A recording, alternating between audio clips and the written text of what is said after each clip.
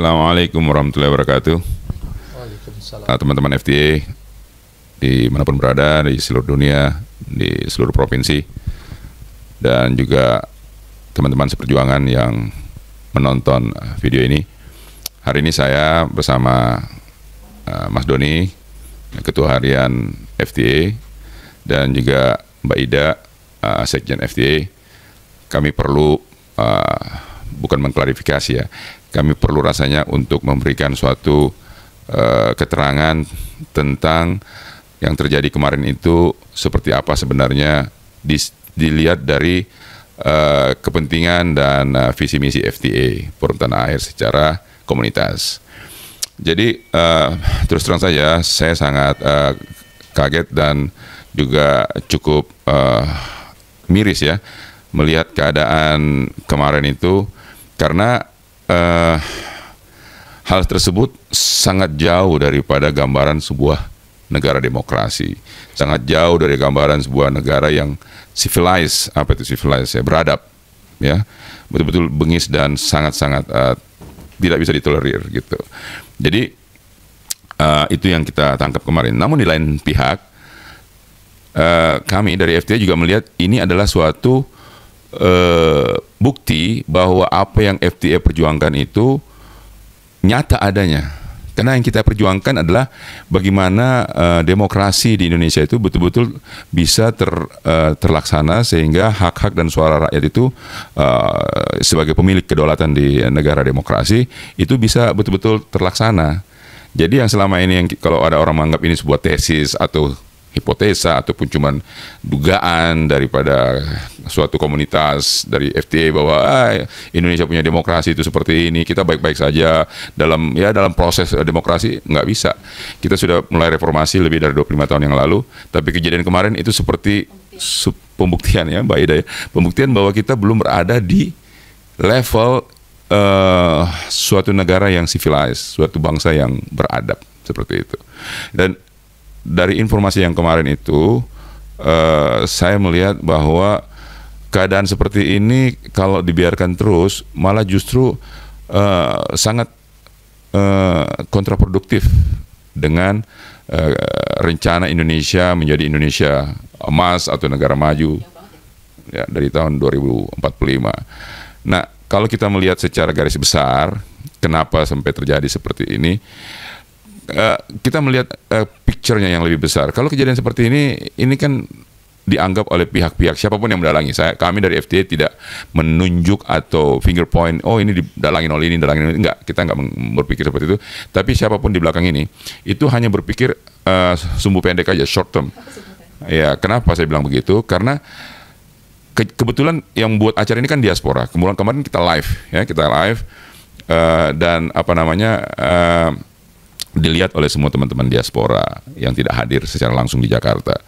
Tentunya akan jadi pertanyaan kan, bahkan menyebar kepada teman-teman mereka, tetangga mereka, coworker mereka di Amerika, di Eropa, di Australia, di Middle East, di Jepang, di mana-mana tempat FTA berada. Mereka akan bilang, ya, ini di Indonesia kejadiannya gitu kan.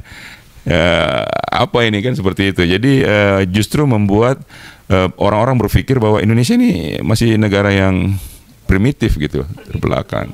Ya, saya kira gitu. Saya sendiri bingung seperti apa kejadian ini. Apakah memang seperti ini? Saya shock ya. Biasanya saya lihat di apa namanya, di TV atau di podcast atau di mana kejadian yang ada acara yang dipersekusi gitu ya.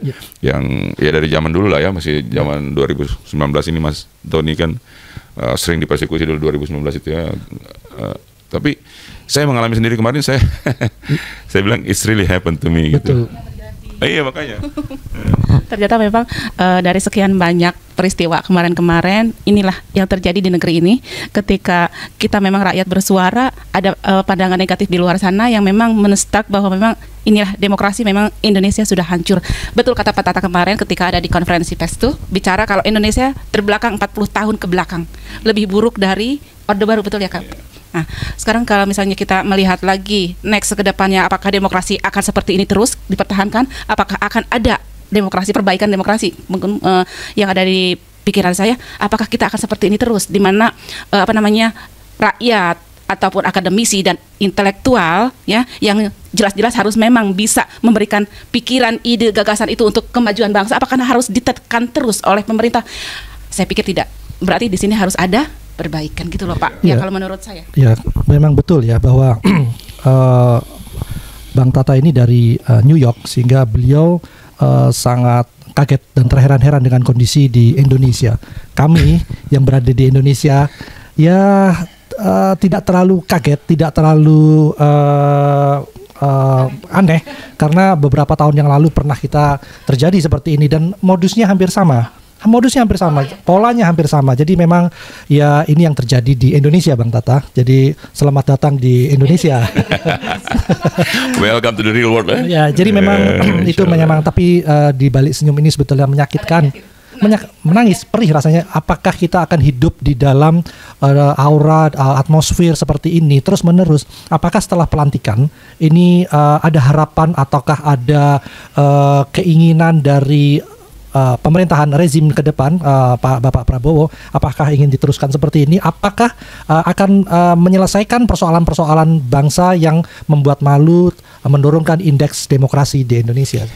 Kalau saya melihatnya mudah saja ya. Kalau seandainya apa yang terjadi pada rejim Jokowi sekarang, kita sudah melihat bagaimana animo daripada investor untuk masuk ke Indonesia. Kan sangat susah. Kita bilang, contoh yang paling gampang aja lah. Kalau IKN mungkin istilahnya, ya namanya juga hutan, siapa sih yang mau investasi? Oke, kita bisa maklumin ya. Tapi investor secara real, the real investment di bidang-bidang lain, itu sangat kecil. Kenapa? Mereka berpikir stabilitas nasional daripada Indonesia ini seperti apa, indeks demokrasinya seperti apa. Karena investor itu kan pikiran cuma satu, saya bawa duit nih, duit saya balik nggak, saya untung nggak gitu kan. Orang itu nggak berpikir wah pokoknya nanti Indonesia nggak ada. Ada kepastian hukum apa tidak gitu ya. Mereka cuma pikir uang, money itu, money talk gitu. Jadi seperti saya katakan kemarin waktu saya konferensi pers, bahwa siapapun dalangnya mereka memilih orang yang salah. Orang salah, waktu yang salah, tempat yang salah untuk mempersekusi orang ini. Karena dia persekusi bukan karena menyombongkan diaspora, tapi justru dia punya fire back-nya. Dia akan backfire kepada the long term daripada keadaan Indonesia. Nah ini yang sangat kita sayangkan sebenarnya gitu loh. Saya hanya dari yang barusan Pak Tata katakan ya, diaspora. Nah ini yang jadi pertanyaan dari mereka mungkin yang tidak tahu siapa FTA gitu loh. Siapa yang ada di dalam FTA gitu. Jadi kan memang satu yang penting harus kita jelaskan kepada publik, FTA itu siapa sih? FTA itu apa sih? Gitu loh. Jadi mereka yang kemarin, sejak kejadian kemarin ini, loh kok FTA tiba-tiba muncul dengan tuduhan seperti ingin membuat suatu kegaduhan yang katanya salah satunya di spanduk yang mereka bawa kemarin pendemo, Pak Tata Cassandra itu seorang antek asing. Loh no gitu loh. Saya tahu persis beliau siapa gitu loh. Beliau ini anak bangsa yang memang sedang memperjuangkan bagaimana nasib bangsa kita, memberikan inovasi dan sumbangsi. Sudah, kalau bisa kita tidak bicara masalah materi lah. Kalau materi sudah kita bisa hitung berapa gitu ya. Sumbangsi pikiran, gagasan, ide. Ini loh yang harus kita perhatikan. Kita tidak sedang memprovokasi siapapun dengan fisik. No, tidak ada itu. Tapi Pak Tata saya sudah tahu persis ide, gagasan dan pikiran beliau hanya untuk Indonesia, walaupun beliau ada di luar negeri. Ingat ya, yang ada di luar negeri itu bukan berarti mereka jadi antek luar negeri. Itu harus dicampkan. Itu mungkin ya Pak Tata ya. Ya tapi yang saya cukup mengherankan itu sebenarnya bukan masalah itu. Masalahnya itu nama saya kok benar tuh loh. Mbak Ida ini udah sama-sama saya cukup lama. Nama saya itu kok salah. Kebalik-balik ya. Kebalik, nama saya Tata Cassandra jadi Tata Cassandra. Ada yang tulis Cassandra. Ini bener loh. Tata Cassandra bener. Nggak ada salahnya sedikit pun. Di spanduk itu ya? Spanduk itu, ya. Saya bilang ini pasti ada bocorannya hebat nih. Ya. Berarti Tata ini udah apakah benar-benar masuk daftar DPO mungkin ya, atau masuk dalam daftar selebriti, kok bisa benar banget kan? Aduh, ini jadi. Ya, tapi hal tersebut saya kira ya, yang perlu kita tekankan. Saya kira betul yang Mbak Ida, Mas Doni, bahwa FTA ini jangan dilihat sebagai suatu komunitas yang istilahnya ingin tampil sebagai komunitas yang membawa pemikiran-pemikiran dari luar dibawa ke Indonesia. Tidak. Tapi kita ini adalah suatu komunitas yang ingin memberikan edukasi kepada saudara-saudara kita ya tentang bagaimana pentingnya hak dari suatu individu di dalam suatu negara merdeka, dalam suatu negara demokrasi itu ditegakkan sebagai hak kedaulatan daripada penduduk rakyatnya, karena memang itu sudah dijamin dalam undang-undang. Ya kan, Undang-Undang Dasar 45 pasal 1 ayat 1 kan, bahwa kedaulatan ada di tangan rakyat. Nah, ini yang kita mau sosialisasikan begitu itu kan. Nah, kemudian bahwa dibilang antek asing dan lain sebagainya itu kalau semua yang dikatakan dari luar negeri itu antek asing, jangan berhubungan sama luar negeri kalau begitu. Dan para pahlawan zaman dahulu itu dimulai dari pemikiran bersekolah di luar negeri. Mereka bersama-sama memikirkan kecintaan terhadap bangsa ini. Iya, betul. Zaman sebelum kemerdekaan kan mereka datang dikirim oleh pihak penjajah untuk belajar ke Belanda, ya kan, dengan beasiswa dari mereka dari Belanda. Tapi di Belanda mereka memperjuangkan kepentingan dari anak-anak bangsa untuk bisa merdeka dan berdiri di kaki sendiri sebagai suatu negara yang berdaulat kan, seperti itu. Jadi saya kira Mbak Ida betul. Jadi yang perlu kita jelaskan di sini, Mbak Ida kebetulan sekjen ya, visi misi kita yang paling utama adalah bagaimana mengedukasi masyarakat agar supaya masyarakat itu jangan selalu menjadi objek daripada kegiatan para politisi praktis itu kan, setiap 5 tahunan kasih uang supaya itu beres ya. Jadi seolah-olah rakyat itu jadi selalu menjadi korban. Tapi kalau mereka sadar, mereka tentunya akan lebih aware bahwa mereka punya suara berharga. Kami di FTA yakin bahwa argumen bahwa kita ini susah seperti itu karena masyarakat kita masih miskin, masyarakat kita masih uneducated. Nah, sekarang kalau kita katakan miskin atau uneducated kan bukan itu masalahnya. Masalahnya kalau kita kasih orang yang uneducated sekalipun, orang yang berada dalam garis kemiskinan sekalipun, kalau mereka sadar dan tahu bahwa mereka itu punya hak itu ternyata sangat tinggi dalam suatu negara yang berdaulat, mereka tentu jual mahal dong. Oh, kamu mau saya 500.000, enak aja, suara saya kan nggak harga segitu dong. Tapi mungkin memang kita dibuat masyarakat seperti itu ya? Iya, itu pasti. Ya, dibuat setengah bodoh, dibuat setengah miskin, sehingga kita ketergantungan. Emang masih bisa dikatakan kalau saat ini setengah bodoh setengah miskin? Kalau menurut saya enggak. Ini full dibodohkan, full dimiskinkan gitu kan, full kayak di. Iya betul. Makanya saya bilang, aduh, kalau misalnya yang di publik sana ada yang menilai bahwa FTA ini mengarah ke arah sana gitu. Taruhlah ya, kalau kasarnya misalnya memprovokasi untuk berbuat makar atau berbuat kegaduhan di Indonesia ini, kayaknya enggak deh. Kita berpikir gini, di sini kita bisa bicara masalah demokrasi. Saya nggak terlalu paham dengan itu, walaupun misalnya ini tahu gitu loh. Tapi kan memang jelas sekali bahwa suara rakyat di sini murah banget. Satu. Yang kedua, kita nggak pernah loh ngasih edukasi tentang apa sih demokrasi itu. Apalagi kalau Pak Tata itu ada yang dikatakan bahwa ada garis kemiskinan yang di bawah, dan mereka nggak tahu sama sekali loh, karena mereka dari atas itu bukannya ngasih edukasi tapi malah ngasih PLT. Mereka nggak bisa apa-apa gitu loh.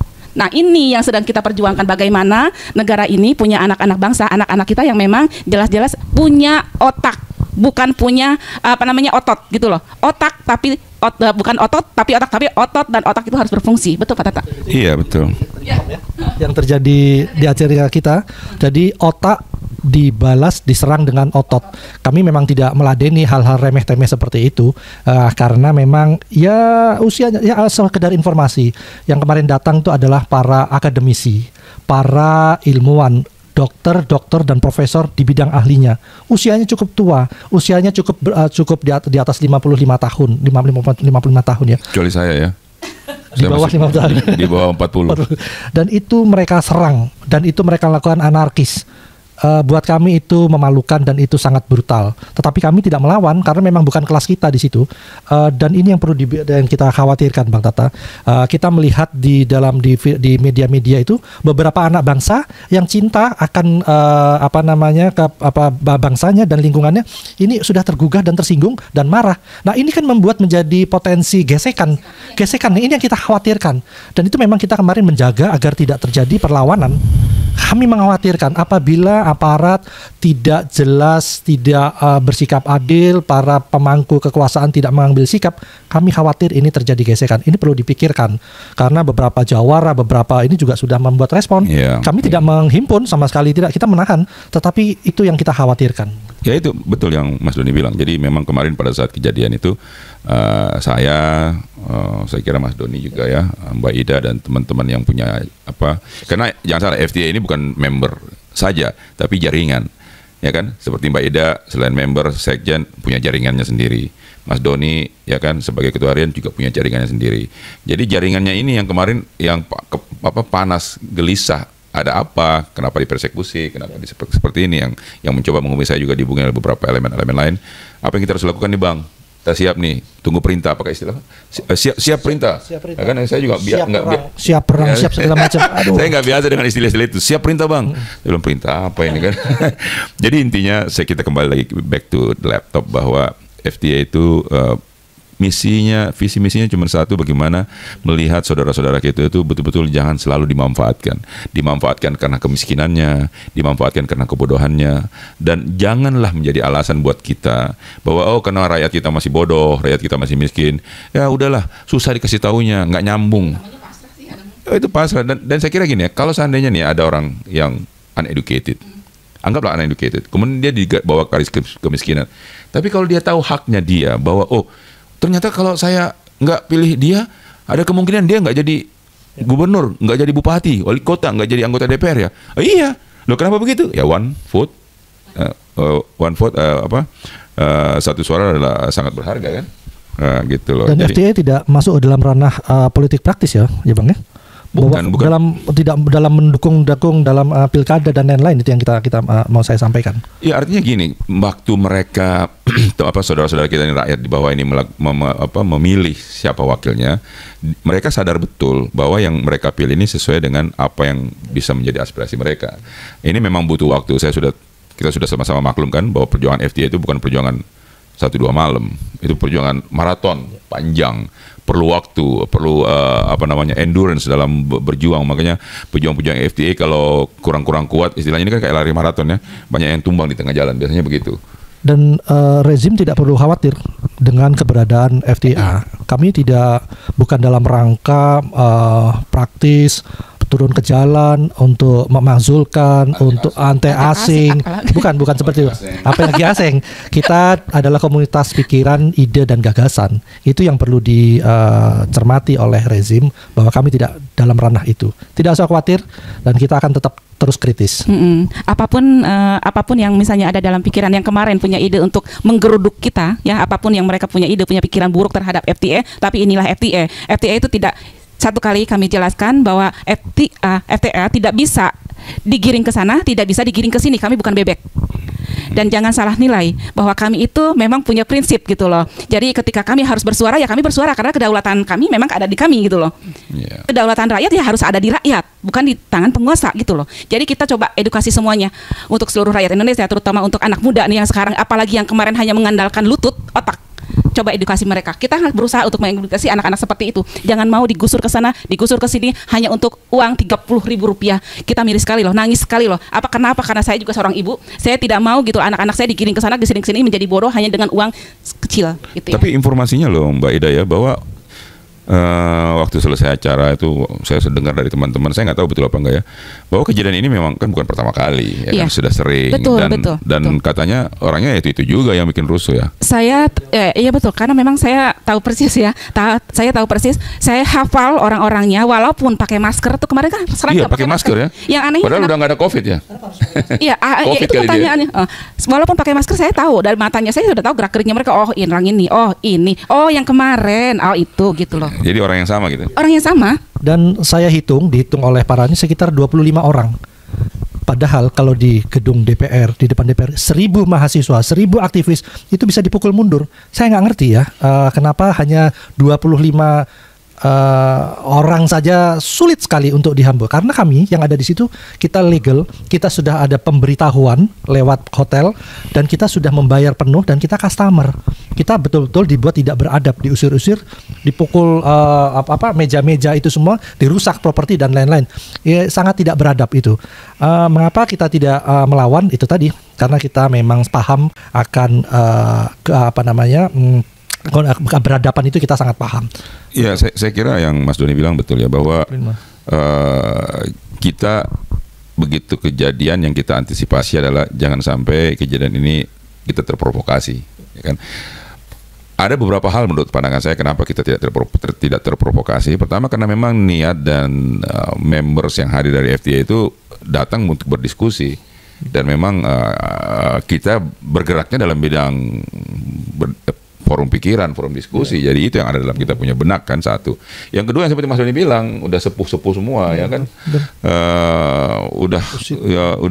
Intinya mereka bukan orang-orang yang mau ngajak berantem dan mudah terprovokasi, karena cukup mature ya, sudah cukup dewasa gitu loh. Dan sudah selesai dengan masalah hidupnya sendiri. Iya, sudah selesai dengan hidup dunia ini. Jadi kalau dikatakan wah kita dirangsek, nggak ada perlawanan, ya kita ngapain mau melawan? Kita bukan kelasnya kita, seperti Mas Doni bilang. Tapi kembali lagi seperti yang saya katakan di awal, ini adalah suatu gambaran buruk daripada demokrasi di Indonesia, dan ini akan menjadi catatan yang sangat sangat mencoreng perjalanan demokrasi kita, karena bukan saja karena saya nggak tahu ya, laporannya Mbak Ida tadi pagi kan sudah viral katanya kemana-mana kan.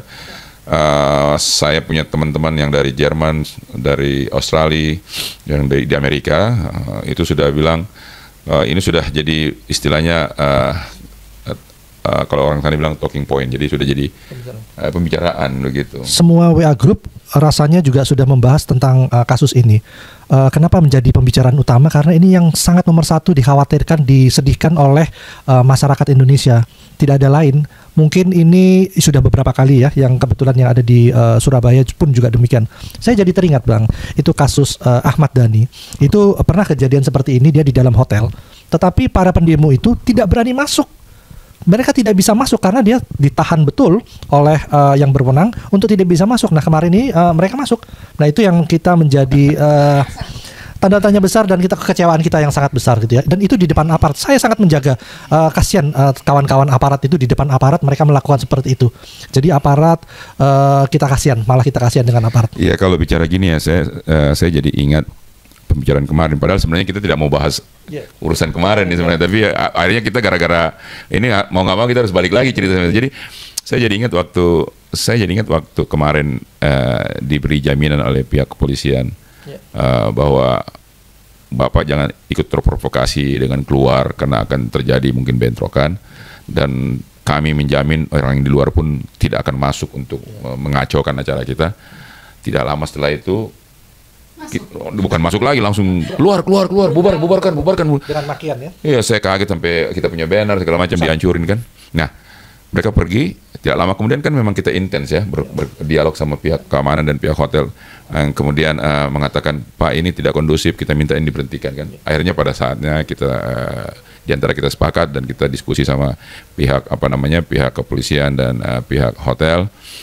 Kita setuju untuk mempercepat acara itu. Kita makan siang dipercepat, tolong disediakan lebih cepat supaya tamu-tamu bisa makan, bisa pulang kan begitu kan.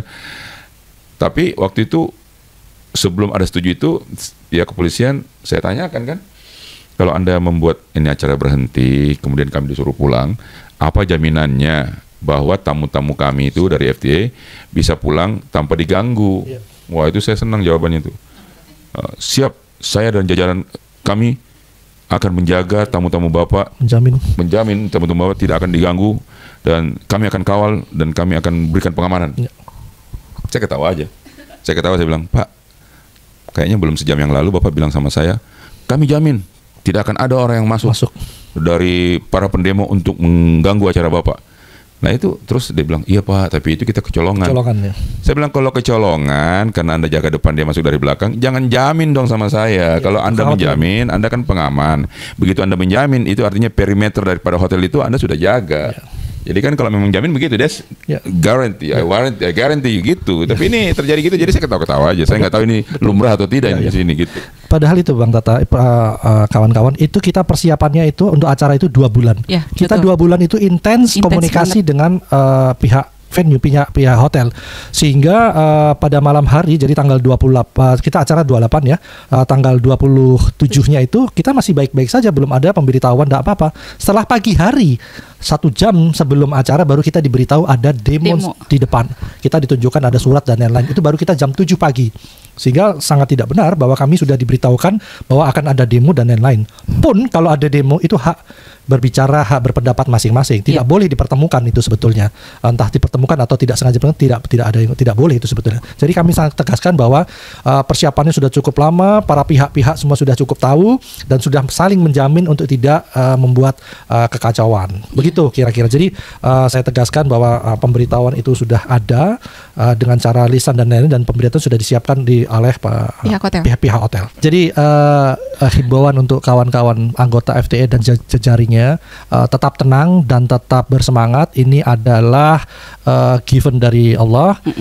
Kita yang di daerah tetap bersemangat, tetap membuat kebaikan untuk bangsa ini dan di sekitarnya. Kita tetap konsolidasi dengan beberapa kawan-kawan yang lain, dan ke depan kita akan terus berbuat, kita akan terus memikirkan, mendiskusikan pemikiran-pemikiran kebaikan untuk bangsa ini. Iya, betul. Dan konsolidasi di antara teman-teman akan kita terus tingkatkan. Begitu kira-kira. Iya, betul. Dan satu hal lagi ya, ini FTA kan memang dalam proses perjuangan di konteks yang lain mungkin.